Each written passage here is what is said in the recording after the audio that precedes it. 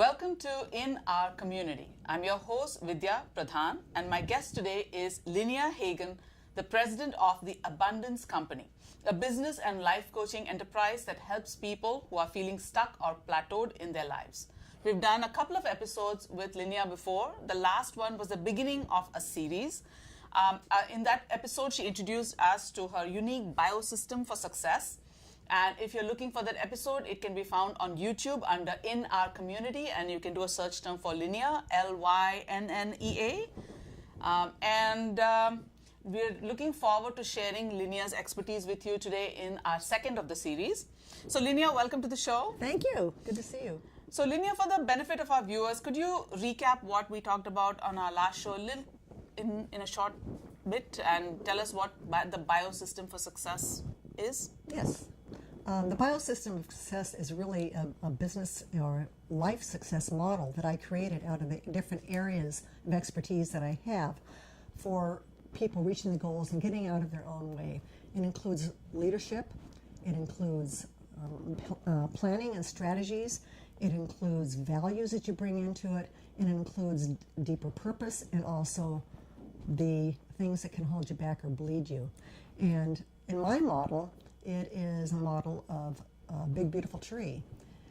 Just like a tree, we are organic, and just like a tree, we are complex in our needs to get the right things being fed into us, or we're also very susceptible to things that what I call the roots, which are those areas of your life that can either feed you or bleed you. And they're invisible. They're invisible. A lot of people think it doesn't make any difference to their success, but you know, if you have a fight with your spouse before you leave the door to go into your business, that's going to impact you all day long. If you have a bad relationship, if your finances are in a mess, if you're not spending enough time in nature and just with yourself to keep in touch, that will kind of hold you back.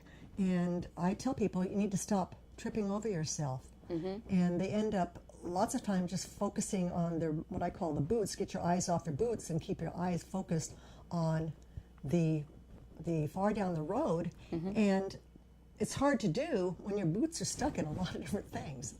So what I help people do is kind of get unstuck. I wrote a book about being stuck, and then flourish so that we have a beautiful foliage and output of fruits of our labors. I can see why you call it biosystem. It's exactly, yeah. Absolutely. So on today's show, we'll be talking about how to create a vision to make a plan for the rest of your life. Right. And as I understand it, this comprises of 6 steps. But before we do that, why don't you give us an example of what is the typical mental or emotional state of the person who's coming to you for help? What are they going through, and what is it that they can't handle for themselves that they feel the need for external help? First of all, I think most of us find ourselves in a place where we can't handle everything ourselves. And it's okay to ask for help. It's essential to ask for help. We need to clear out all that stuff that's floating out there. One of my clients told me, she said, you know, you took all that stuff that was floating out there and you synchronized it. And I think that's really important, to get a team together, even if it's a team of 1 or 2, and synchronize it. So, and we're not exactly objective viewers of our own lives. We don't have an objective view, especially if you created the business yourself. You're very subjectively in the middle of it, at the core of it. And you may be the core problem. Right. So typically, my clients will find themselves in a place where they're not getting the results that they want. Maybe they have a team that's not very productive. Maybe they have people that are not fully engaged in their jobs while they're at work. Is this something they've identified, or you're telling me this is the root problem? Is it typically manifested as my business isn't growing, and then you start exploring as to why that might be happening? Or do they usually that's it. You know, they've had the same income maybe for several years, and they're not finding a way to maybe bump that up. And or even I had one client who wasn't really sure on even how to create the next vision for his business, and that was really an inspiring relationship with him. He just knew that he wanted to have a business or start one. Oh, he's been in the same business for 20 years. But? And I've had a couple of clients like that who have been in the same business for a long time, and they just hadn't fully been able to articulate or envision what they could do next or how to grow their business. So that's something I help with. That's typically what they come to you for help with. Yes. So can you give me an example of someone who came to you with this kind of help and the thing that you identified that was a problem in their lives, in their business or Well, life? my favorite story is a gentleman who had a software company, an accounting software company. And his business was stuck at a certain point and had been like that for a long time, and he was really frustrated. And he also wanted to attract certain employees, people in the industry that he really wanted to come help him out and work for him. And actually, I worked with him for about 4 years. And as I started working with him, I started looking at how he spent his day. And he bragged about how he had an open door policy. And he bragged about how he was always there for his kids to call him.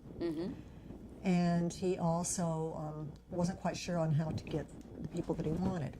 So over the course of the time that we worked together, first of all, I worked with the whole team to help him get clear on why they're there and what that business is all about and how they're going to serve the community.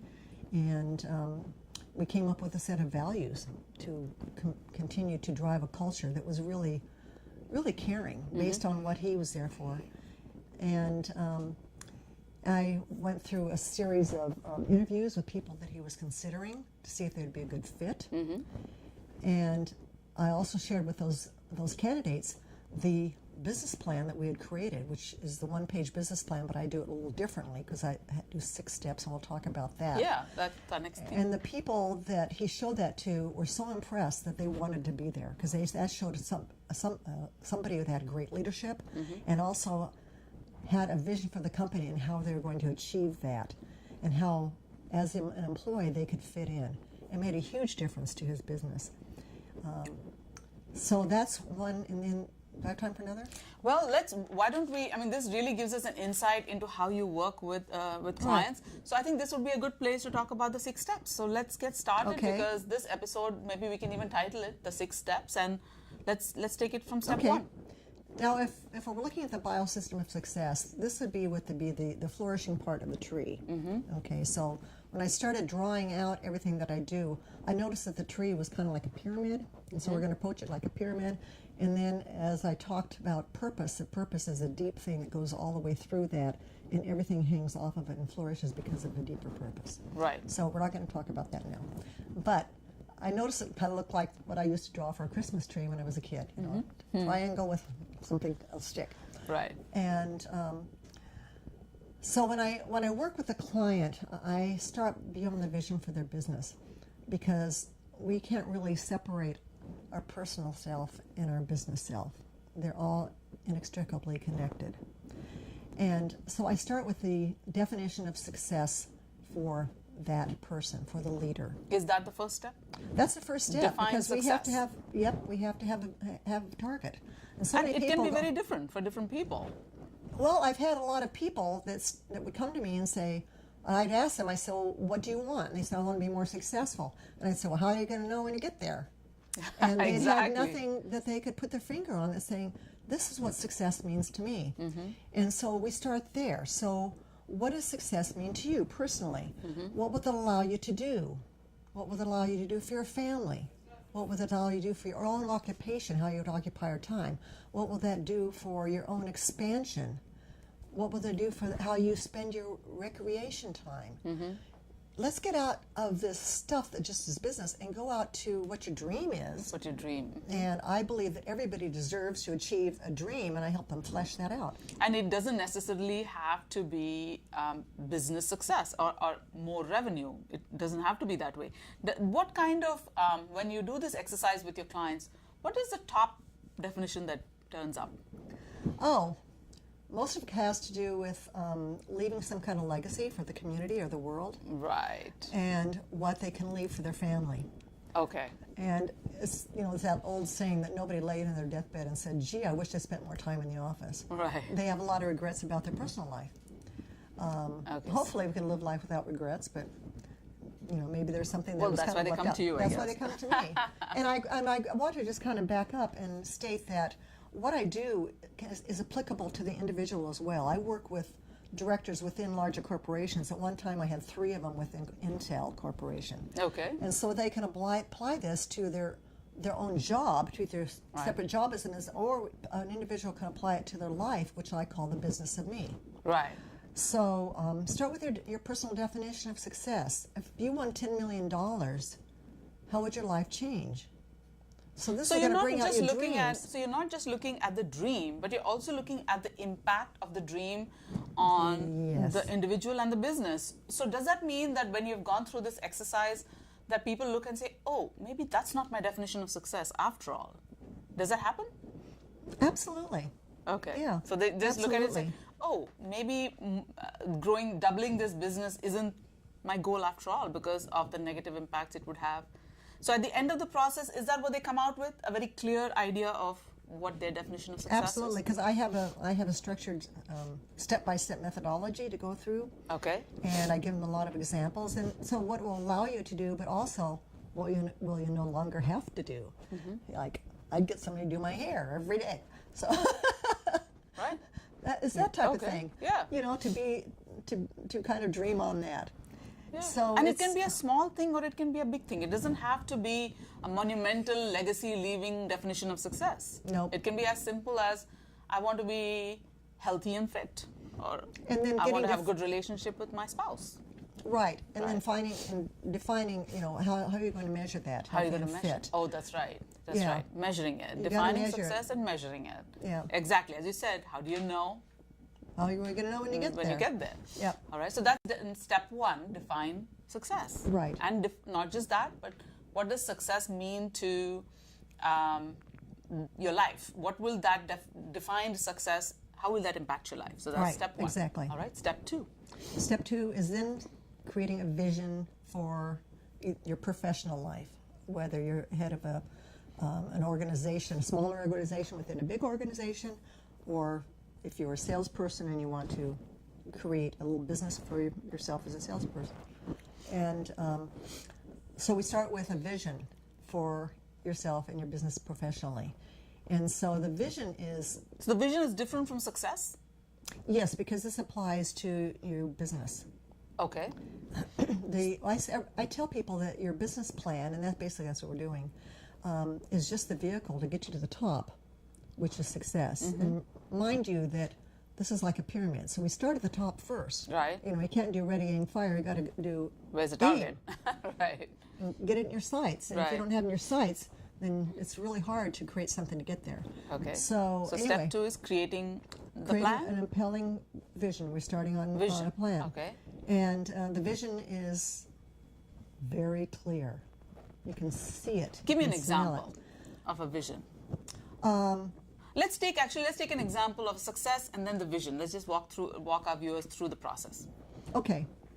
So success is I want to leave X amount of dollars to my children. Okay, so I that's... want to have this kind of home maybe, or I want to be able to only work 50% of the time, Right. or have a second home at the beach. I mean, there's a lot of different things, or leave X amount of money to... So how about we take an example of, I want to leave X amount of money to my kids. So what would the vision for that be? What would the next step be? Well, then you have to create a business that will allow you to do that. Right. My vision, my level of success is being able to create a scholarship from my high school in Des Moines, Iowa, because my sister was in her senior year and she was killed and never got to go to college. And so that's impacted my whole life. Right. And so that's part of my definition of success for me is now how am I going to do that as a business owner? Right. And so the vision is, how can you get very, very distinct on what it is you're creating? Okay. This is not a mission statement. This is a vision. So you got to be able to see it. So what is the geography? Do you want just to be in San Jose or San Francisco?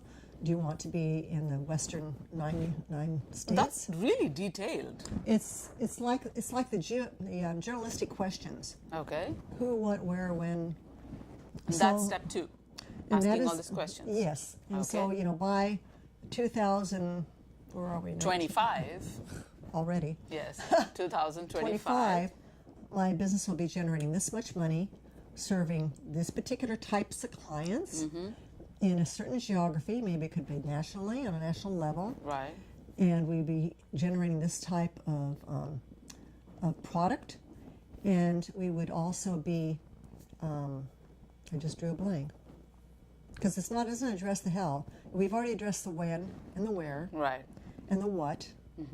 And so we're going to go from that, and we could also program what type of technology, utilizing a particular type of technology. Right. But you've got to be very distinct, otherwise you've got to have something to Exactly. to So go what's for. step 3? So step 3 is creating a very, very solid purpose statement for your Interesting. That business comes after mission. creating the vision. This is, well, the purpose statement for you is something that is created early on, and we haven't gone into that yet. But that's the trunk of the tree that goes into the roots. But this will be the mission statement. Okay. And a mission statement is something that can be stated in about 8 to 10 words, so that people who work in the business and people who are thinking about coming to you Instantly know. My purpose, my business mission statement is to create organizations that inspire the soul. That's why I do what I do.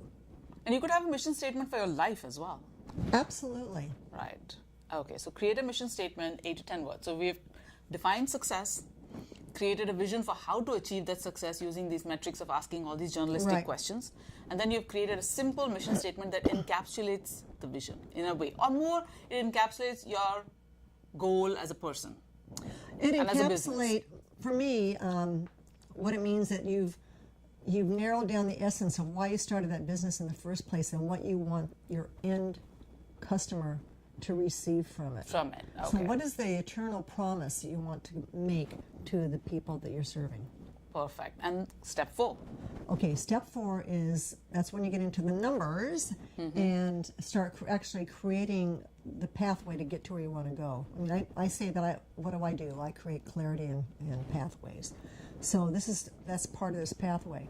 So these are the measurables to measure on a very objective level, because there are numbers attached to it, whether or not you're making progress.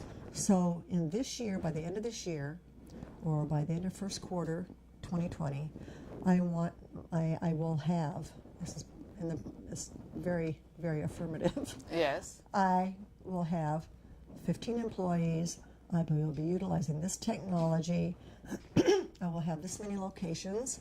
I'm generating this amount of revenue. I'm generating this amount of profit. Now, you've had a lot of business experience. Do you bring that to bear when we get Yeah. to this point, or is it mostly driven by the client? I don't know. They have to make those decisions. This is their plan. What I do, I sit down next to them, and they sit at their computer, and they are writing this out, and we're sweating. I'm telling you, the first parts are the hardest part, to tell you the truth, because getting all that stuff that's been kind of churning in them and not trying to figure out what is the essence of what they're trying to achieve and what does that mean to them is really the tough part. But they know their business. I don't have to know their business. I've had businesses everywhere from construction to photography, attorneys, CPAs, everything. I don't But you're have to know providing their an business. overview, or at least a devil's advocate.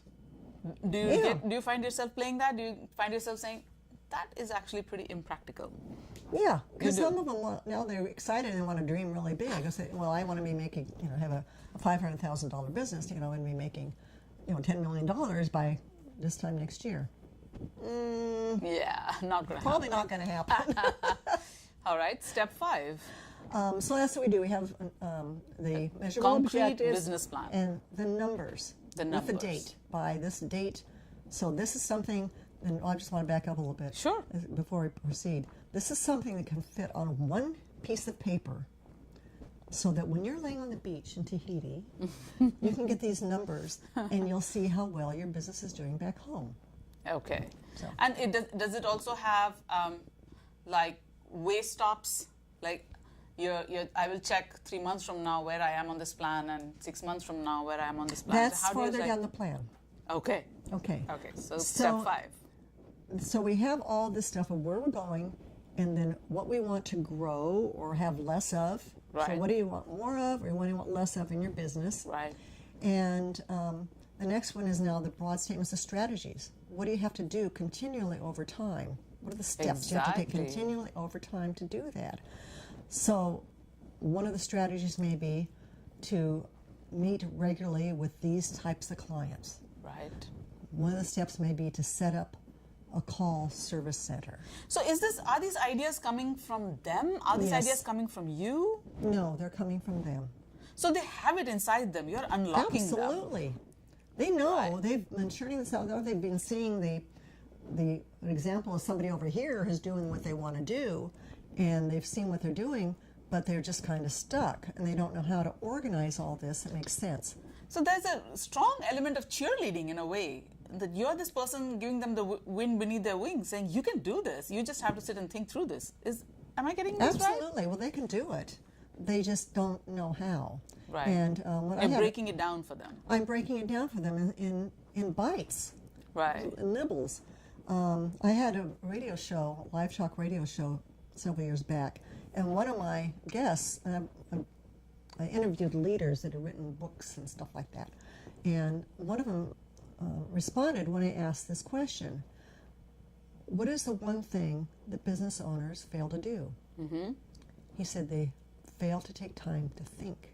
Right. They're so busy looking at their boots, they're not looking far down the road. They're reacting. They're reacting rather than taking the time to build something so they can respond, which is a Right. big difference from a big reacting. difference. And Absolutely. reacting can keep you stuck. Absolutely. All right. So we're at step 6. We're at Let's talk step about 6. Mm-hmm. And so when you look up the pyramid, you're going to see things that now can be broken down into little nibbles. Mm-hmm. And so this is where we get into the quarter by quarter things that need to be done in order to support those steps. So you might, and these are action plans. One action plan may be to hire a certain person. And then there's a name that is set on that action plan so that somebody's accountable for doing that, and by what date, the month. Wow, there. that's specific. And it's really great because as a leader, it really shows the people who are working down here doing these other things how they fit in to move the enterprise forward. Absolutely. Is this plan usually shared with the employees? What's the level of transparency that happens with this kind of plan? After all, this is the leader's plan, really. This is the leader's plan, and the recommendation that I make is to have an all-hands meeting, and you bring everybody in, and you go through it with everyone. Okay. Because So you're essentially saying you're all rowing this boat together, so you better know Yeah. where you are going with this. and they can look at it and they can say, all right. Frankly, very few people have ever seen anything like that within their own companies. Right. Very few leaders ever generated anything like this. Right. And so if we have a master plan for, like if it's a bigger corporation, then we can have a plan that feeds into that, and there's software to do that, feeds into that kind of supports it, but also has the same steps. Right. I think it's extremely beneficial for employees and stakeholders to know exactly where the business is going and what's going to be happening in the next 5 years. So let's quickly, I think we have a couple of minutes, so let's summarize the 6 steps, starting with number 1 is? Another one is the personal definition of success. Number 2 is the vision. Is the vision. Number 3 is the Mission statement, which is a short 7-8 word long phrase. And this is a memorable phrase. really hard thing to construct. It's a really hard thing to construct. And do people want to be different about this? They want to have something that's very unique to them? Or are mission statements usually pretty generic? I don't think they're very generic at all. They're very specific to the business and the person. Yes, who's doing this. absolutely. 3. And the 4th is the strategy? Did I get that right? It was objective, so what are the yes. measurables? What do you want more of? What do you want less of? Right. Measurables. 4th is the measurables. 5th is the strategy. And the strategies to get there. And the 6th is Action quarter plans. by quarter action plan. These are the day by smaller day, projects. And viewers, this is something that eventually does get shared with the business, Yes. with all the stakeholders of the business, so that everybody knows where Where they're going and how they fit in. how they fit in the process. So if you are watching this show and you're thinking, this sounds like me, and I need to get unstuck, how do they get in touch with you? I can be reached via email, and that's Lynnea, Lynnea, at the abundance. Nope, hold on. Lynnea, I changed it. Lynnea, Lynnea, at abundancecoaching.net. My office phone number is area code 408-975-9930.